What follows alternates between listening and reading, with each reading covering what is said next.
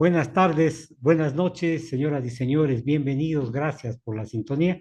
Hoy tengo la presencia de Javier Muñoz Chávez, exalcalde de la ciudad de Cuenca, ex prefecto, ex asambleísta, en fin, una vida de servicio político a la provincia, al país. Bienvenido, Javier. Cuando usted estuvo en estos puestos directrices de connotación nacional, ¿se vivieron estos aciagos momentos que estamos pasando? Se vivieron estas etapas, estas escenas que a lo mejor desdicen de la condición de ser humano, de asambleísta, de administrador de justicia. Bienvenido, Javier, buenas tardes. Buenas tardes, Marco. Gracias por la gentil invitación. Un saludo cordial a su audiencia. Yo creo que la política ecuatoriana está salpicada de una serie de situaciones que afectan su buen nombre. Por eso que la gran mayoría de ecuatorianos no les gusta participar en política, siquiera no les interesa hablar de política, Ujú. y por ello hay que hacer todo lo posible para que la política sea considerada como algo bueno. Yo considero, al igual que muchos ecuatorianos creemos, que la política es positiva, que debe haber una institucionalidad, que los partidos políticos están llamados a reivindicar el buen nombre de la política y de esta manera lograr una participación mucho más amplia que, como usted muy bien señala, este momento llega a extremos a tal punto de que está contaminada no solo ya la política, sino también la justicia, la función ejecutiva, la función legislativa, pero todo proviene de la actividad política.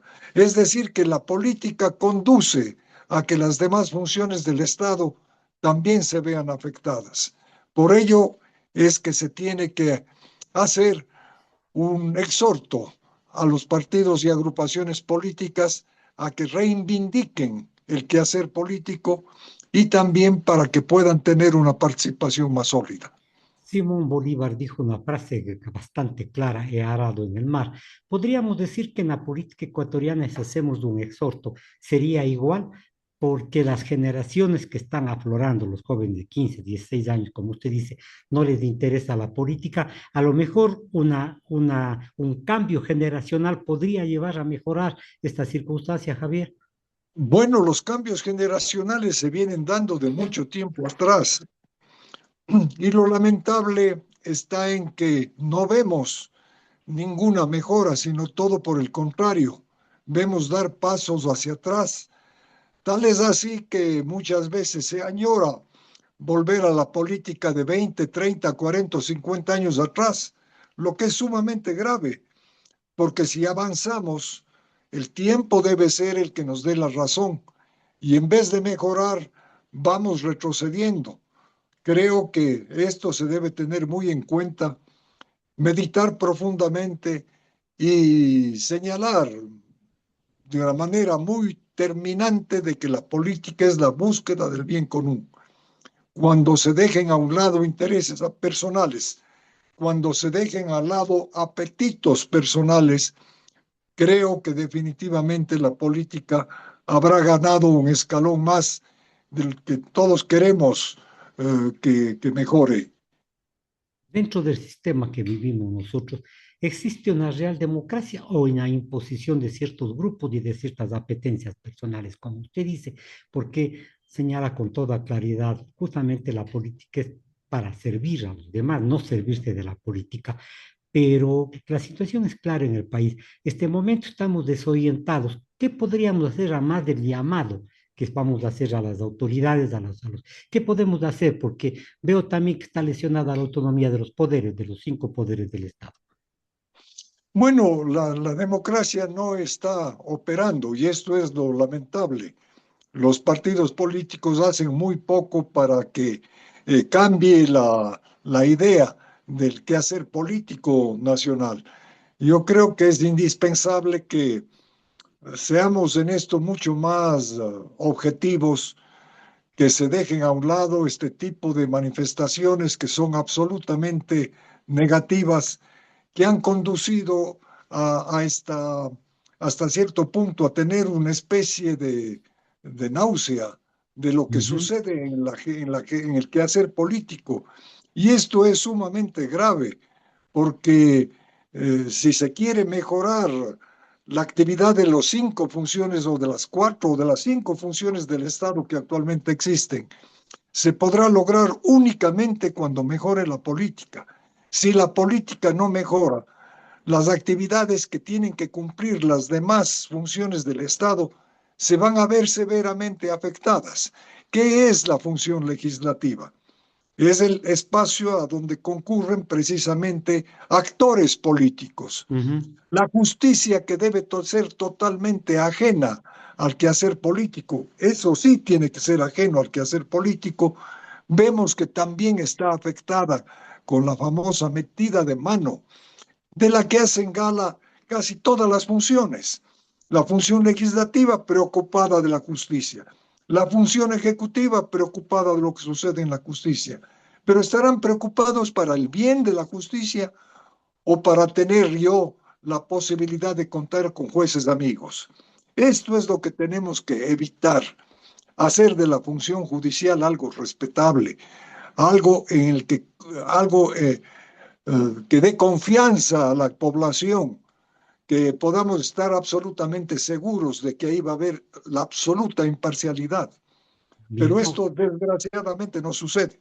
sí, y se manifiesta en varios campos, Javier, esta desarticulación, esta frivolidad en manejar los temas y además de eso en el interés de enriquecerse lo más pronto posible. No hablo de todos los políticos porque sería un atrevimiento, pero muchos de ellos van justamente a lucrar y hacerse ricos lo más pronto posible.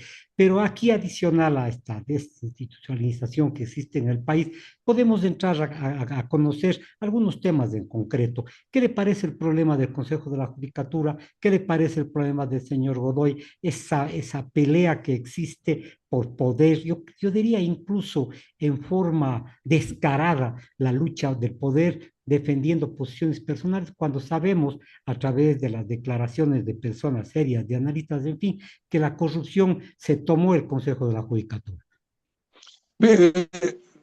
Marco, yo creo que es algo grotesco lo que está sucediendo en el quehacer judicial del país. Todos sabemos qué intereses representa o a quiénes representa el señor Godoy. Tiene su esposa, que es abogada de personas que tienen alguna dificultad con la justicia. Y precisamente quienes optaron por designarle a él, de alguna manera se sabe que conocían de esta situación, o al menos dejaba mucho que desear. Sin embargo, se pensó que era una función que no tiene trascendencia cuando la judicatura es la que tiene toda la capacidad administrativa y toda la potestad para designar jueces de primera, para confiar nuevamente en la justicia. Y vemos que también está salpicada por este tipo de manifestaciones que a la postre siguen siendo políticas. Y volvemos a lo que iniciamos esta conversación, que es la política mal llevada, la que está interviniendo en otras funciones y en otros segmentos del quehacer institucional de la República. Y dentro de esto no se escapa, lamentablemente, el Consejo de la Judicatura. Vemos que ya se ha separado el presidente Swing como presidente encargado de la Corte Nacional de Justicia. Pero no creo que sea suficiente. Decir, aquí no ha pasado nada, yo me separo y allí quedan las cosas. El señor Godoy quiere defenderse a toda costa, diciendo que él es una persona honrada, honesta, que no tiene nada que ver con lo que hace y con lo que actúa su mujer. Evidentemente que hay un conflicto de intereses. Ajá. Lo menos que puede haber es un conflicto de intereses. Y si hay un conflicto de intereses, ¿qué sería lo correcto? Esa es una pregunta que se hace el país. Sí, por cierto, Javier, ahora se cerró la sesión de la Corte Nacional sin tener ninguna decisión. Es más, se bloqueó. Están en sesión permanente. Ahí se juegan intereses también y han señalado varias personas que opinan que a lo mejor hoy de lo mismo, mañana de lo mismo y pasado de lo mismo. Es decir, la cooptación de poderes para servirse y también señala para ocultar actos contrarios a la ley, a la verdad, actos incluso grotescos de narcotráfico, en fin.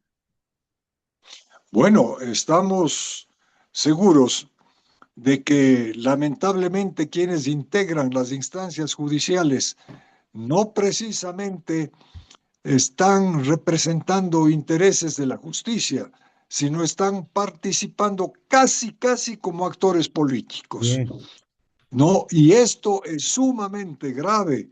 Esto es lo que lleva a esta desconfianza generalizada que existe en el Ecuador.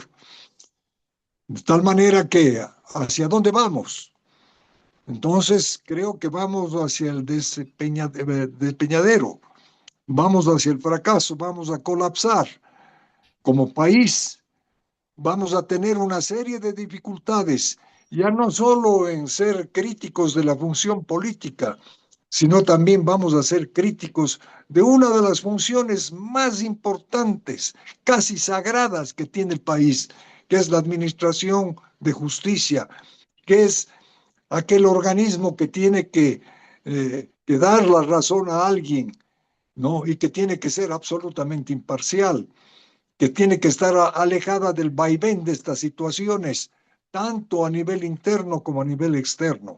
Pero lamentablemente esto no sucede y nos vemos abocados a seguir discutiendo algo que ya lo veníamos discutiendo de mucho tiempo atrás. ¿Cuántas administraciones han pasado y han hablado de que la justicia tiene que ser recta? Y esto no ha sucedido, lamentablemente, sino bien. todo por el contrario, en vez de enderezarse, parece que sigue torcida y muy torcida. Ahora, hemos hablado a breves rasgos de la función judicial, porque existe mucha tela por cortar, pero existen también temas importantes, Javier, que quisiera su criterio. Usted fue líder de organización política, fue líder de instituciones públicas. Aquí parece que en el Ecuador nos falta un señor, no sé, nos falta una persona que nos oriente, que nos guíe. No sé si voy a ser duro, pero hay una ausencia de presidente y no existen prioridades en el programa del Estado. Vea, usted ha tocado un punto que es sumamente crítico y que no te podemos evadirlo. La ausencia del Ejecutivo en un momento tan crítico para el país deja mucho que desear. Creo, muy sinceramente, que quienes de una u otra forma apoyamos a que el señor Novoa esté en la presidencia por diversas situaciones que fueron expuestas en su momento, este rato deja bastante que desear. Yo pienso que se debe meditar profundamente sobre la necesidad de que exista alguien que se encargue con verdadero entusiasmo, con desbordante entusiasmo de los aspectos que aquejan a la República. Pero lamentablemente parece que no hay brújula, no hay timón, no sabemos a dónde vamos. Simplemente se están dando, como vulgarmente se dice, palos de ciego. Correcto. Que me preocupa a mí un dato. El presidente de la República está en uso de las vacaciones, pero ya el 18 de enero se va a Davos por 6 días más. Es decir, ¿quién gobierna este país? O estamos gobernando a través del Twitter, a través del Facebook, a través de las redes sociales. Porque, repito, Javier, existen ciertas figuras por allí, como el asambleísta Carrillo, en fin, que a lo mejor no están cumpliendo un papel que les corresponde. La ausencia de la vicepresidenta, quiero decir, a lo mejor le resulta incómoda al señor presidente que esté la señora Pinto de vicepresidenta. Es ese ego a lo mejor, es esa situación de mostrarse al mundo como el presidente, un niño vanidoso, que deberíamos hacer porque alguien tiene que responder del Poder Ejecutivo, Javier. Tal vez la revocatoria que podría cumplirse en mayo. Oiga, verá, yo creo que cada función cumple su actividad específica, el legislativo, el ejecutivo, el judicial, el consejo de participación y tantas otras maneras de ejercer el poder. Sin embargo, vemos que hay una ausencia que se comenta como grave para el Ecuador. Y esto nos debe preocupar sobremanera, dado que se deben tomar medidas inmediatas, urgentes, y se tiene que delegar funciones. Y la delegación de funciones es con verdaderas Correcto. responsabilidades. De no haber una responsabilidad por parte de quien eh, tiene este encargo de parte del presidente, pues ¿a dónde vamos? Pero lo más grave es que quien tiene que velar por esa responsabilidad que se da a alguien es el propio presidente. Confiaremos ciegamente en que el presidente está haciendo bien las cosas y delegando no precisamente a su vicepresidenta, sino a funcionarios totalmente, no sé si sean inexpertos, que no conocen los temas, pero muy allegados a la función ejecutiva. No se trata de yo poner simplemente a encargo de una función o de determinado quehacer ejecutivo a un afín al gobierno, ¿no? O ligado estrechamente a mi actividad, sea económica o sea política. Entonces, tiene que responderse por estos temas y naturalmente que el país está esperando que se diga algo sobre lo que está sucediendo. Bien, ahora yo le hice una pregunta en concreto y perdone que insista. Hay varios activistas a nivel nacional que están preparando la revocatoria de mandato a partir de mayo. ¿Será saludable esta inseguridad, no diríamos, sino la continuidad de los gobiernos que no pueden trazar el camino y esta improvisación, un nuevo presidente, en fin, es nocivo para la democracia, es nociva para el país o a lo mejor de alguna forma se remedia, Javier? Vea, volvemos a este círculo vicioso. El Ecuador ha tenido en los últimos tiempos, para no hablar de la historia pasada, cambios permanentes, presidentes que han caído, vicepresidentes que les han sustituido y que han sido buenos o han sido malos. La institucionalidad, la política en el Ecuador ha mejorado en algo con estos cambios permanentes que hemos tenido. Creo que no. Consecuentemente, debemos mirar algo que ya ha sucedido en otros países de este hemisferio, ¿no? Y realmente, ¿qué es lo que tenemos que ver? Que han podido llegar a acuerdos elementales sobre determinados puntos específicos. Esto creo que es lo que nos hace falta, Marco. Ponernos de acuerdo en una, en dos, en tres, en cuatro, en cinco aspectos que son indispensables para que el país marche. Si no nos ponemos de acuerdo en algo, si hacemos que permanentemente la oposición esté únicamente preocupada en que caiga el gobierno y el gobierno únicamente preocupado en que la oposición no dé pasos hacia adelante, entonces no vamos hacia ningún lado. Estamos marchando sobre el propio terreno y eso hace que el sistema se vuelva sumamente difícil. Bien, clarísima la situación suya que es puesta, Javier.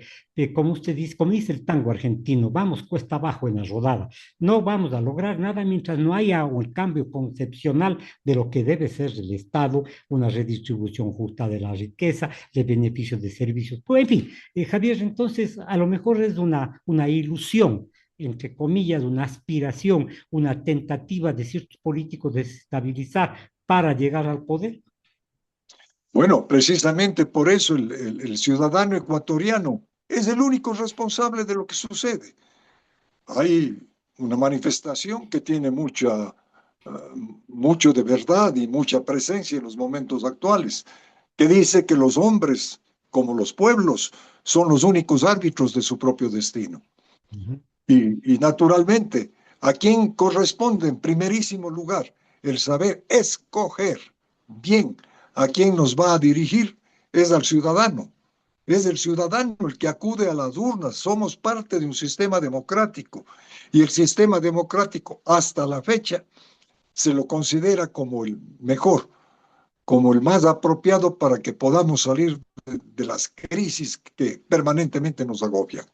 Es decir, el pacto social es una mentira, una entelequia, como pacto social que permitió justamente el robustecimiento y el crecimiento de la democracia. Pero aquí viene otra pregunta que a lo mejor es, como le digo, fundamental para entender la realidad. ¿El gobierno el presidente Noboa y su grupo está gobernando por sí solo o existe a lo mejor un cogobierno por parte de ciertas organizaciones delictivas, criminales, narcotraficantes, lavadoras de dinero, como señalan varias fuentes a nivel internacional, Javier?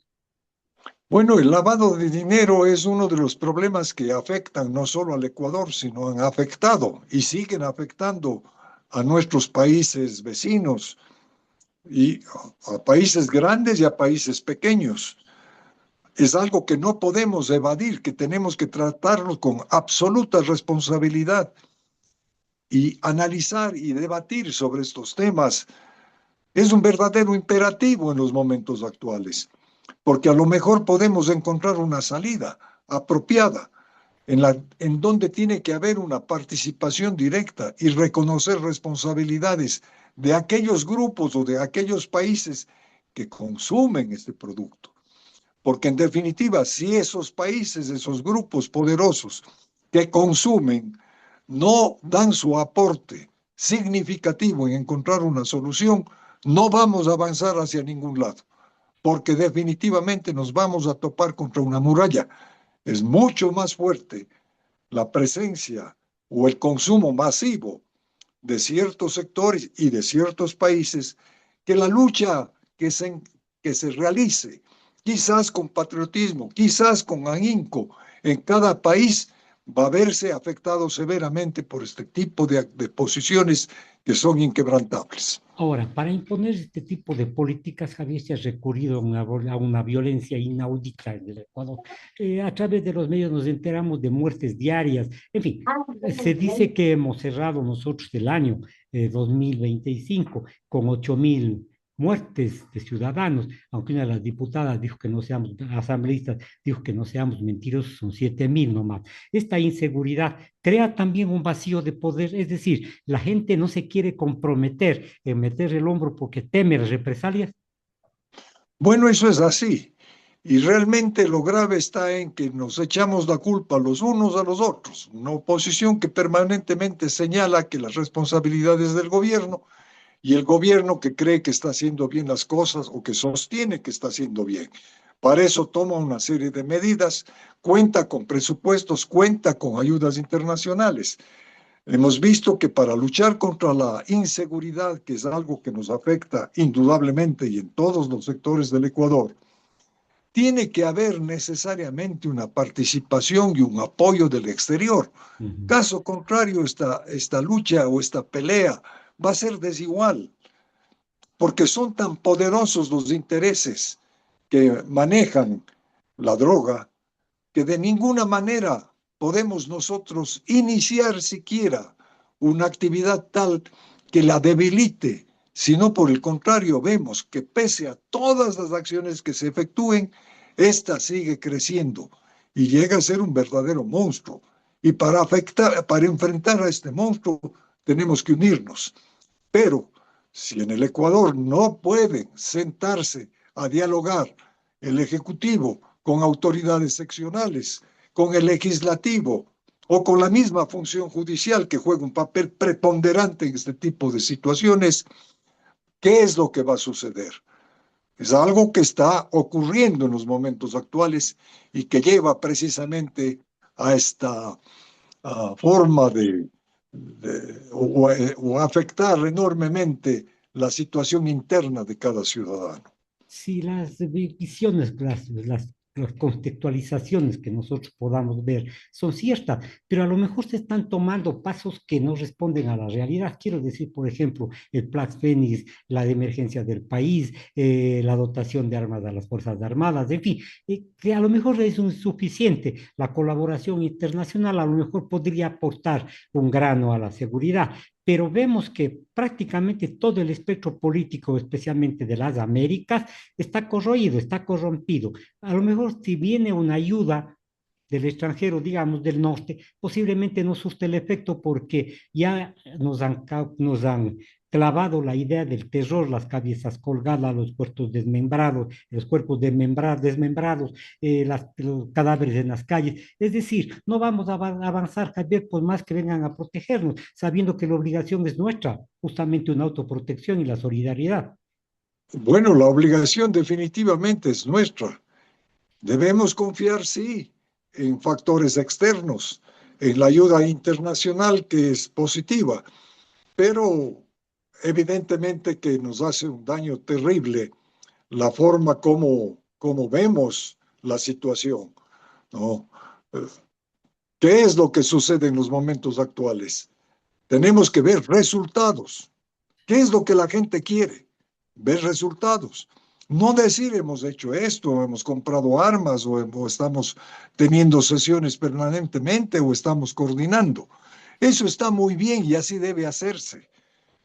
Yo creo que lo más lógico es que exista una coordinación elemental entre las fuerzas del orden y la sociedad civil, los barrios, en fin, una serie de situaciones que tienen que ser analizadas y llevadas a una mesa de discusión. Pero si no vemos resultados positivos, realmente lo que cuenta son los muertos, lo que cuentan es los Desgraciadamente. aspectos macabros que estamos apreciando que se dan todos los días en el Ecuador. Ahora, se suma a la crisis de seguridad otro tema que a mí me preocupa y que es preocupación mundial. La economía del país, estamos endeudados hasta no más. Se dice que son 90.000 millones de dólares y que esta situación va a asfixiar en un periodo muy corto a la economía ecuatoriana. Los fondos que nos están llegando no es para inversión, sino para el pago de los intereses, para el pago de las cargas de la deuda externa. ¿Cree que esto es justo, Javier, cuando la producción prácticamente en el país ha disminuido, no hay inversión extranjera, justamente por el temor a la inseguridad? Bueno, el día de hoy hemos visto en los medios de comunicación presencia de expertos económicos que sostienen lo contrario. Y esto es grave, porque lo que crea es una gran incertidumbre en la ciudadanía. Unos manifiestan que los indicadores económicos están muy bien, que estamos avanzando, que como pocas veces el Ecuador ha crecido económicamente. Otros creen que esto no es verdad, que lo que estamos es haciendo precisamente lo que usted señala, pagando una deuda externa. Esto deberíamos conocer con absoluta claridad.